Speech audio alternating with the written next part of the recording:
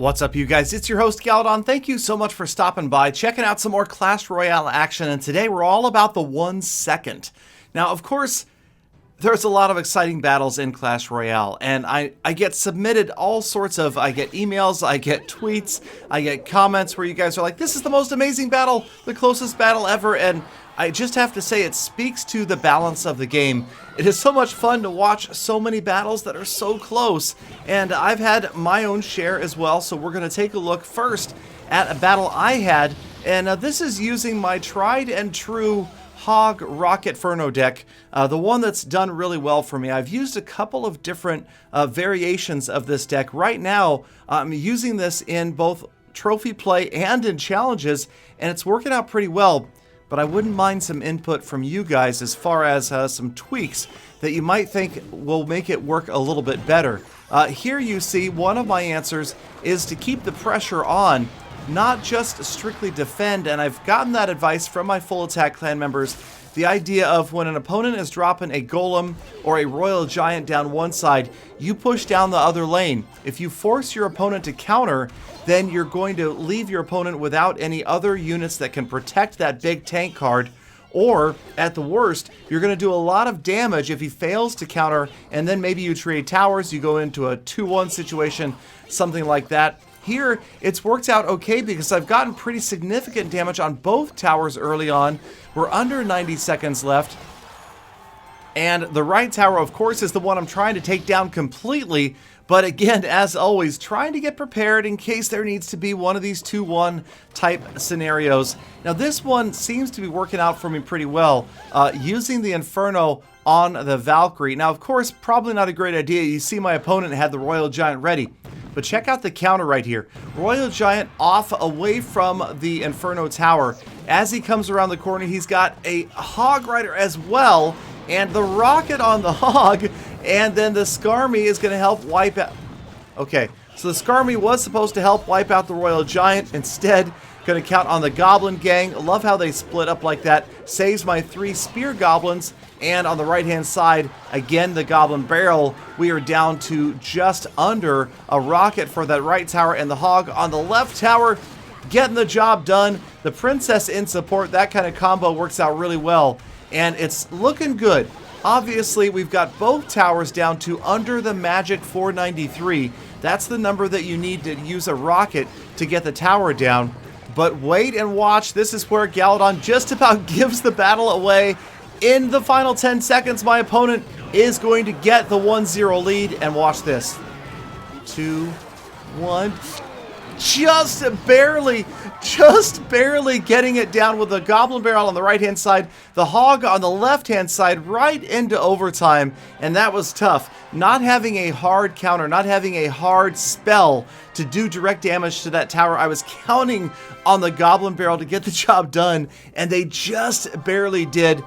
Took me from a 0-1 deficit to a 2-1 lead in literally 3 seconds.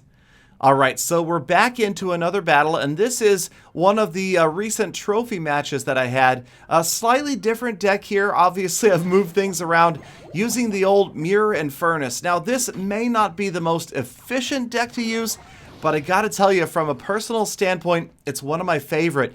Anytime that I have the opportunity to mirror the Furnace and just start spraying fire spirits everywhere, it is a lot of fun. Now, obviously, he's got the Executioner in behind the P.E.K.K.A, so things maybe not so good here. Tornado mistake from my opponent. I'm not sure what the idea was behind that tornado. Inferno Tower, that's going to annihilate the P.E.K.K.A, and the Executioner, he gets distracted, and they end up never touching either tower. Both of my towers still untouched, and we're just about a minute into this battle. Now, with the current hand, I didn't know what to do, so I just threw out the Skarmy and figured I would lure out his splash control. We grabbed his fire spirits with that skeleton army, and now we're going to go back to the Furnace. Furnace goes down. Here comes his Hog. In go the fire spirits, kind of helping out a little bit, and then the minion horde, kind of hoping that we can get in there after the tower. Come on, Goblin Barrel, in behind the Executioner. No, good counter. The Log and the Executioner wipe out all 3 sets, the Fire Spirits, the Minion Horde, and the Goblin Barrel. So we're not really making any progress on that left tower at all right now. Final 90 seconds. Log just kind of slowing down the Executioner, but not going to touch the tower once again. So, yeah, this deck is fun, but for me, it's really not the most efficient of decks. Obviously, I need to try to control the big tank units. Didn't, again, know what to do here, so I threw in the Skeleton Army just to circulate back around to the Furnace. All sorts of units headed in after the P.E.K.K.A. Sort of works out getting a little bit of damage, but those minions, man, definitely causing a problem. Would have liked to have let the Fire Spirits get the job done first. Instead, the Executioner, the minions wipe out my Minion Horde. One more Inferno Tower takes out the P.E.K.K.A. He's got another P.E.K.K.A. immediately after that, but that's okay. I got another Inferno Tower. I can play this game all day. Hog Rider across the river. P.E.K.K.A. doesn't get there. Neither does the Executioner, and both towers helping control the Hog Rider. Final 30 seconds. And neither one of us able to get a lot of damage off the opponent's tower. Impeccable log timing wipes out my Goblin Barrel before they get any damage in and takes out those Fire Spirits. 2 Furnaces just for a moment. Gonna throw the Fireball on the Executioner, get some damage on there. You see he's ready with another P.E.K.K.A. So he's trying to get that P.E.K.K.A. in front of the Executioner. Doesn't quite work out, but check out the trifecta. P.E.K.K.A, Executioner, Hog Rider, everybody moving in. Good log right here, early enough to take down the Fire Spirits. That is often really hard for me to get those in there in time so that you can wipe out the Fire Spirits before they annihilate your Inferno Tower. So we're in overtime. I'm chipping away on that left tower. A couple of Fire Spirits are going to get in there. Aggressive move right here, throwing the Goblin Barrel while you've got the P.E.K.K.A. on the way. The P.E.K.K.A, she turns around for just a moment, and right here, another mirrored Goblin Barrel. This time he does manage to wake up his King's Tower, so he improved that drop. I stopped his P.E.K.K.A. one more time. Logs all over the place. 25 seconds left. And you can see I'm slowly but surely grinding my way closer and closer to victory. This time I've got the Furnace out in front.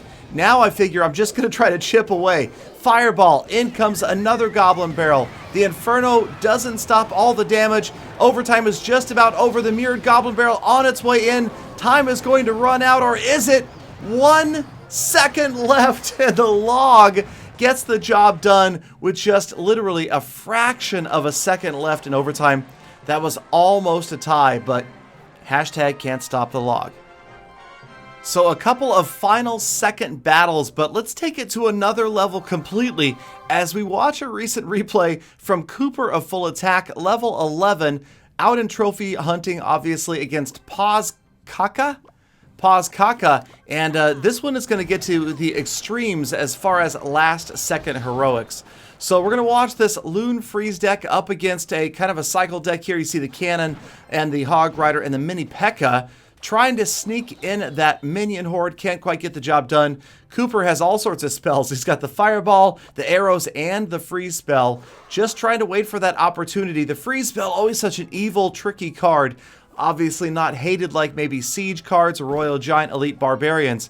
But man, when you get a freeze dropped on you when you're not expecting it, it is a bad feeling.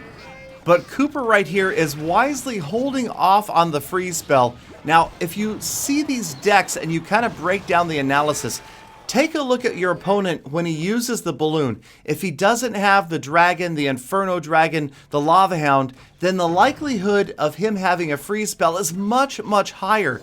And this is one of those keys to breaking down an opponent's deck early and knowing what to expect.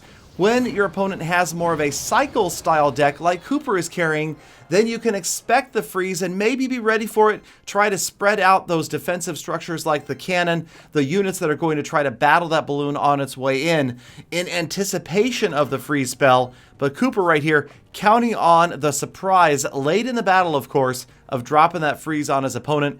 We're just about getting to double elixir. Cooper again dropping the split barbs. Here comes the balloon on the right hand side. It's going after the cannon this time. So again, probably not the best time to use the freeze spell because the balloon is going to get countered too early. There it goes. The princess misses the crash damage, and wisely Cooper still holding off before he reveals his final card. So the fireball, that didn't really work out from the opponent. Hog Rider never gets there. That was kind of an attempt, I think, at a predictive fireball. And that's a big gamble that did not pay off for Paz Kaka. In comes the mini P.E.K.K.A. It's going to get wiped out. Princess at the water trying to fire on that tower. Here come the barbs. That's what you did not want to see get hit by that fireball a few seconds earlier, although the Fire Spirit's doing a pretty good job just as well. Now keep an eye on the push on the left-hand side. In comes the balloon and again distracted by the cannon. But this time the balloon has taken no damage on its way in, and this is the perfect opportunity for the freeze spell. Check out Frozen Fire Spirits. Arrow clears the way, but of course Cooper's lost his tower. He's got 15 seconds to get the final damage off on that left tower to at least tie things up and force overtime. Just a matter of rotating back around to the fireball. 5 seconds left. Will he get it off in time? And with 1 second left, Cooper ties it 1-1, and we go into overtime. So super close right there, obviously almost losing it at the last moment. Gets in there, the Hog and the Fire Spirits. Great arrows. Those arrows right there caught the Fire Spirits and a Princess that had just been dropped at the tower. I don't know if that was predictive or if that was luck, but either way, that was a huge move from Cooper that grabbed him extra elixir. In comes the balloon on the right-hand side again with the Knight. There's the freeze spell. Cannon pulls the balloon back, but back again onto the tower. Fireball balloon missing the minion horde. 23 seconds left. Again, super close, but this time it's not a matter of win or lose. It's a matter of win or draw. Can Cooper grab the last 373 off this tower with 12 seconds left? In comes yet another balloon countered by the minions. Balloon instantly annihilated, but check out the tower. 74 hit points. The fireball again. And with 1 second left, Cooper grabs the 2-1 victory.